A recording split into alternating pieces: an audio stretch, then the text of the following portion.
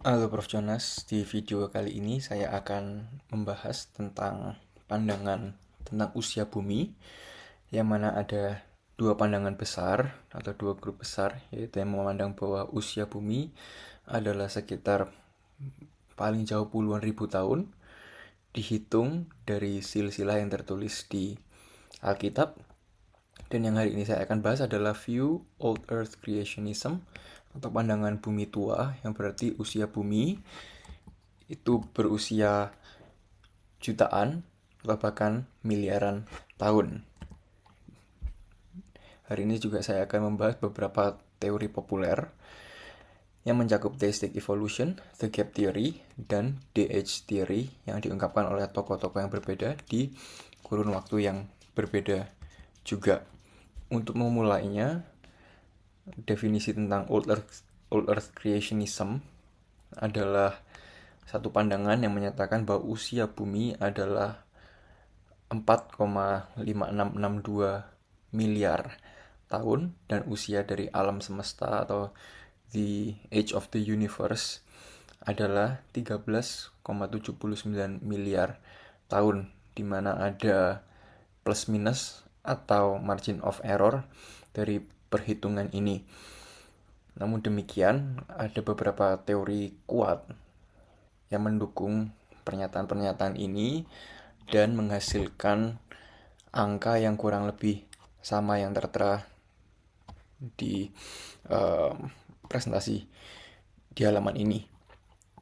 Dari video yang sebelumnya, saya sempat menyatakan bahwa orang-orang yang mendukung evolusi rata-rata akan mendukung pandangan Old Earth, karena pernyataan tentang evolusi itu berlangsung sekitar jutaan atau bahkan miliaran tahun.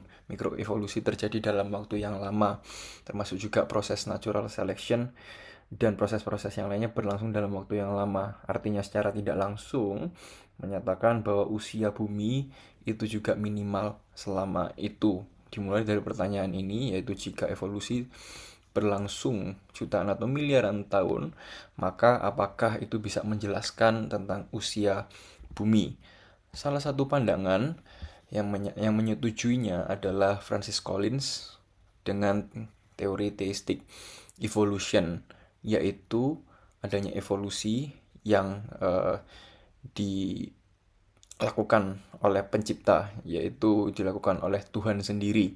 So God guide the process of evolution, and God used the process of evolution to create the universe, the earth, and all the creations. Karena itu Francis Collins membuat 4 argumen yang semuanya ditemukan di uh, di alam semesta untuk bisa menentukan umur bumi. Yang pertama adalah seasonal rings and layers yang bisa ditemukan di lingkaran batang pohon yang dilakukan cross section untuk bisa menentukan usia pembentukan masing-masing lingkaran pohon tersebut, yang minimal adalah 740.000 tahun, yaitu umur bumi minimal 740.000 tahun. Dan juga penemuan ice cores atau lapisan es yang juga berusia ratusan ribu tahun. Namun itu belum berhenti di sana, karena semakin jauh eksplorasi dari Francis Collins menunjukkan angka yang lebih besar lagi, yaitu radiometric dating. Radiometric dating itu sendiri menghitung dari decay of isotopes into half of its amount, yang menghasilkan angka bahwa usia bumi itu kurang lebih 3,6 miliar tahun. Bahkan penelitian dari elemen-elemen meteor atau yang berasal dari luar bumi itu menyatakan bahwa usia bumi, usia universe minimal 4,5 miliar tahun. Dan penemuan yang ketiga juga adalah the travel time of light, yang mencoba untuk menghitung dari kecepatan cahaya. Artinya jika ada satu bintang di universe, di alam semesta yang memancarkan cahaya, maka cahaya yang terlihat dari bumi itu bukanlah dari waktu sekarang, alias dari waktu yang lampau, karena cahaya membutuhkan waktu untuk sampai ke bumi. Dan dari selisih waktu itu ditemukan bahwa galaksi Andromeda bisa terlihat sejauh 2.3 million light years away, yang berarti minimal usia universe atau usia alam semesta sedemikian. Dan angka yang paling besar dikeluarkan dari perhitungan universe expansion rate. Dari standar model Big Bang dikatakan bahwa bumi memiliki satu titik mula dan juga alam semesta terus melakukan ekspansi. Dan dengan adanya ekspansi ini juga membuat uh, jarak dari masing-masing planet itu semakin besar satu sama lain, sehingga universe expansion rate bisa dihitung dari perkiraan titik mula planet-planet dan dihitung dengan pergerakan atau jarak yang sudah ada, itu berapa lama waktu yang ditempuh. Sekalipun universe expansion rate itu semakin lebih cepat semakin ke sini, namun dengan perhitungan yang ada ditemukan bahwa usia alam semesta kurang lebih 13,79 miliar tahun. Selain dari theistic evolution, juga ada the gap theory. Jikalau theistic evolution dari Francis Collins banyak melakukan emphasis di uh, bidang natural, maka the gap theory itu membuat satu teori yang didasarkan pada pembacaan Alkitab, terutama di kitab Kejadian pasal 1 ayat 1 sampai 3. The gap theory dinyatakan di dalam timeline yang ada di gambar berikut, yang menyatakan bahwa 6 hari of creation digambarkan sebagai sesuatu yang literal dan menggunakan pengertian 6 hari kali 24 jam. Namun demikian, miliaran tahun tersebut terjadi sebelumnya, yaitu antara kejadian 1 dan kejadian 3. The Gap Theory menyatakan bahwa di antara kejadian 1 dan kejadian 3 ada jeda waktu yang sangat panjang. Di antara waktu itu yang terjadi adalah terutama di ayat 1 bahwa terjadinya kejatuhan setan dan terjadinya kejatuhan Lucifer atau malaikat yang jatuh, lalu Tuhan menghukum bumi. Dan itu terjadi selama miliaran tahun sebelum Tuhan melakukan restoration terhadap creation yang dilakukan di ayat ketiga dengan menciptakan bumi dan segala isinya. Di ayat kedua yang menyatakan bahwa bumi tidak berbentuk dan kosong, itu menyatakan bahwa keadaan bumi setelah penghukuman Tuhan. Dan penjelasan tentang fosil hewan-hewan besar dan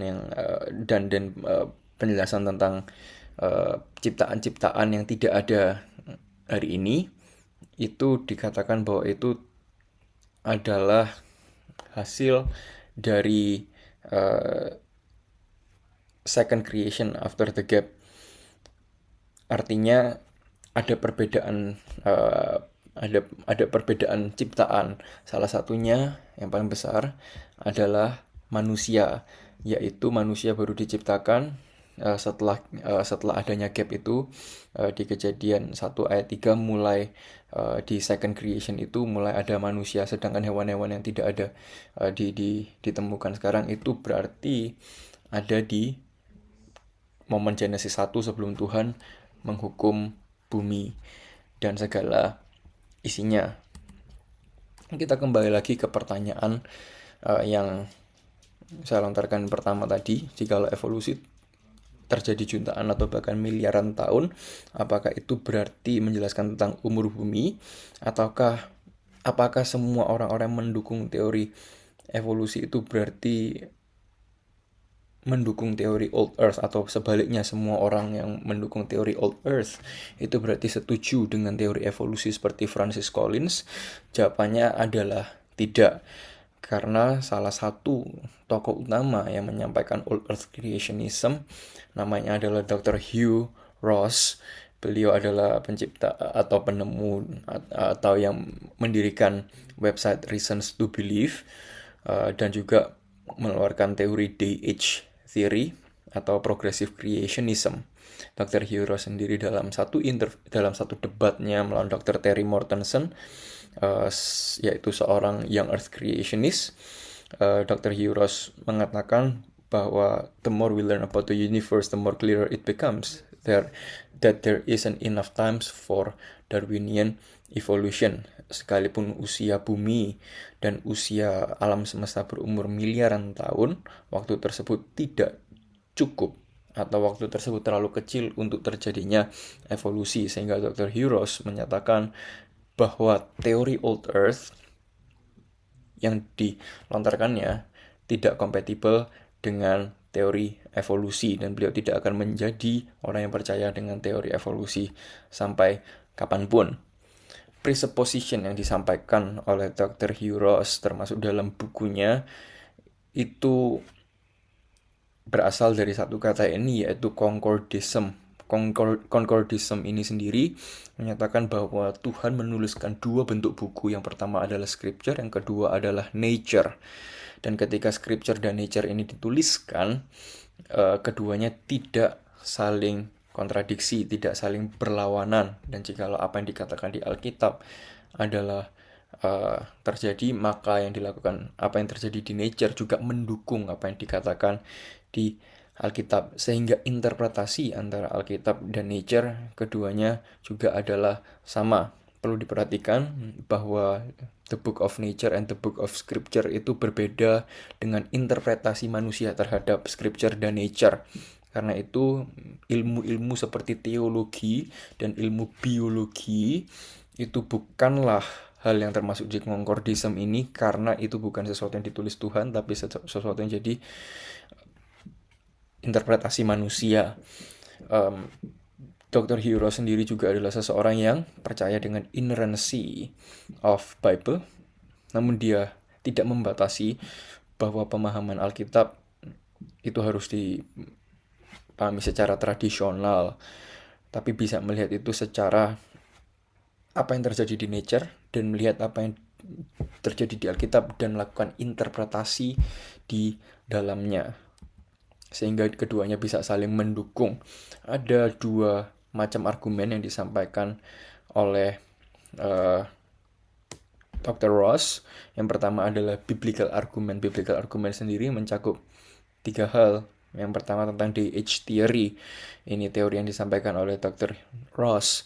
Ini berarti penggunaan kata yom di dalam kitab Kejadian, terutama pasal 1 dan pasal 2, itu memiliki 4 pengertian yang beda, 4 konteks yang berbeda tentang pengertian kata yom. Dan dari pengertian-pengertian kata yom yang biasanya membuat perbedaan antara Old Earth dan Young Earth Creationist Theory adalah kata yom diartikan sebagai waktu 24 jam, atau kata yom diartikan sebagai waktu yang panjang. Karena di kitab Kejadian pasal 2 itu menggunakan kata yom juga, namun menggunakan kata yom dalam satu periode waktu yang panjang. Dan dalam Kejadian 2 pasal pertama saja ada beberapa interpretasi dengan terhadap kata yom, sehingga membuka peluang untuk interpretasi yang lainnya. Dr. Ross juga melakukan observasi terhadap penggunaan kata atau pattern penulisan cerita di kitab Kejadian, yang mana di hari ke-7 tidak ada dituliskan there was evening and there was day and it was X day atau hari keberapa, yang biasanya selalu tertulis di hari pertama sampai hari ke-6. Sehingga Dr. Ross menyimpulkan bahwa hari ke-7 itu masih berlangsung sampai sekarang,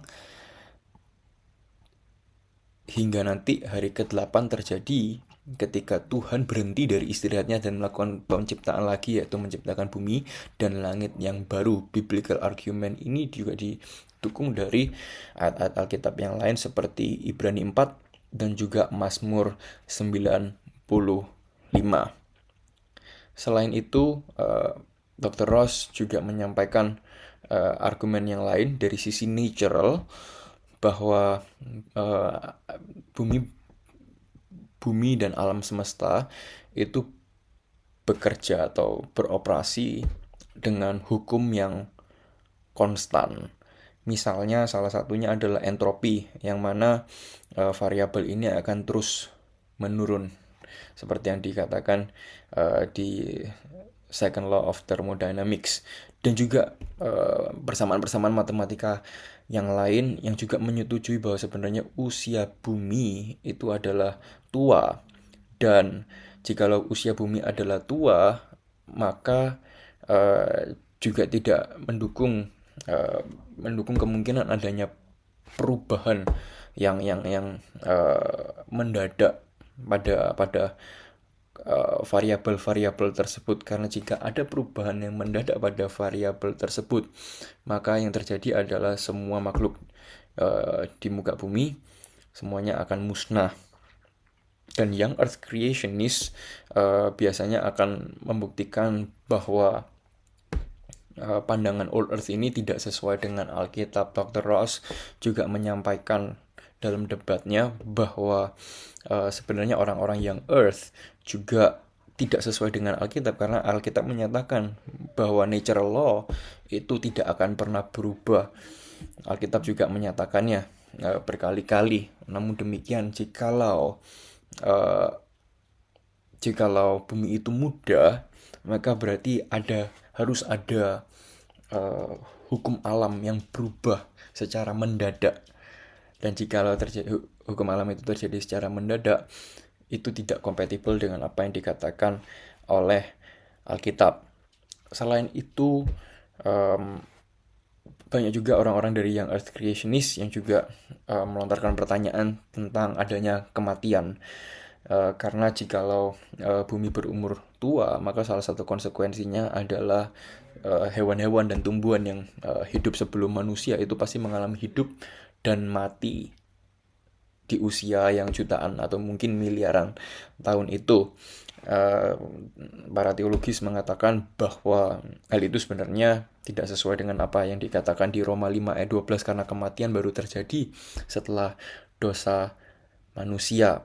Tapi Dr. Ross mengatakan bahwa kematian tentang hewan dan tumbuhan itu tidak relevan, karena Roma 5 tidak menyatakan tentang kematian creation yang lain selain daripada manusia, sehingga kematian, kehidupan dari binatang, dari tumbuhan-tumbuhan itu tidak diatur di sana, dan juga kematian dan siklus kematian kehidupan itu tidak berdampak apa-apa pada pandangan Alkitab.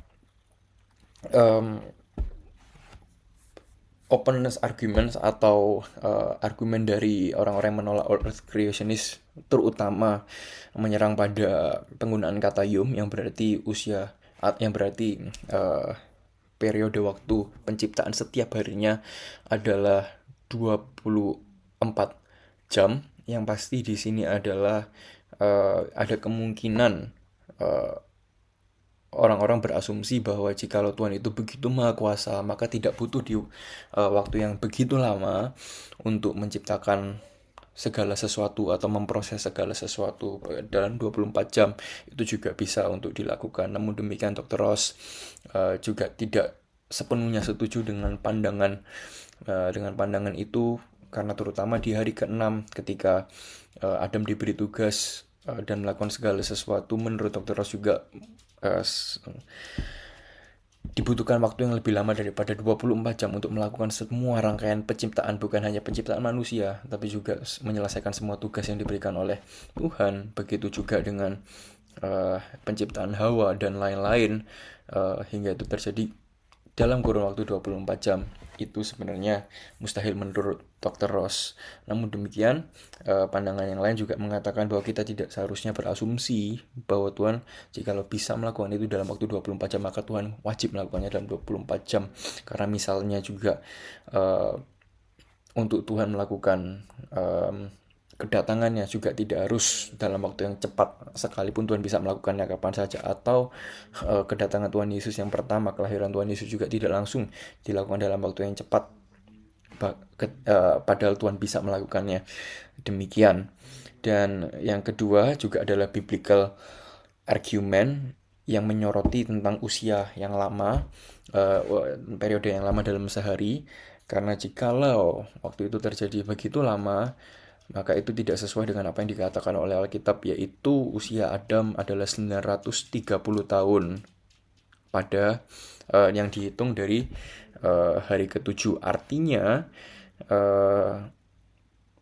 ada tidak sinkron di sana antara usia Adam yang dihitung dari akhir hari ke-6 sampai waktu yang 930 tahun itu dan miliaran tahun di sana. Jikalau Adam diciptakan di ujung hari ke-6, katakanlah Adam diciptakan di ujung hari ke-6, maka juga ada pertanyaan yang lain. Berarti hari ke-7 yang mana sampai ke hari ini, yang penuh dengan dosa, penuh dengan bencana, dan penuh dengan kematian, yang dipandang Tuhan baik dan diberkati, itu juga dipandang sebagai pandangan yang dipertanyakan. Karena berkat Tuhan atas kematian, berkat Tuhan atas bencana dan atas dosa itu juga dipertanyakan.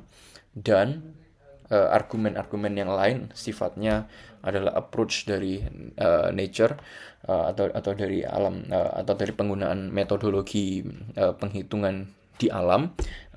Terutama Henry Morris dalam bukunya Bible and Modern Science juga menyatakan argumennya melawan penggunaan metodologi seperti chronometers untuk bisa menghitung geological dating atau carbon dating atau level dari kadar garam di lautan, dan juga level radioactivity yang sebenarnya tidak cukup kuat untuk bisa menghitung usia bumi yang sangat kompleks.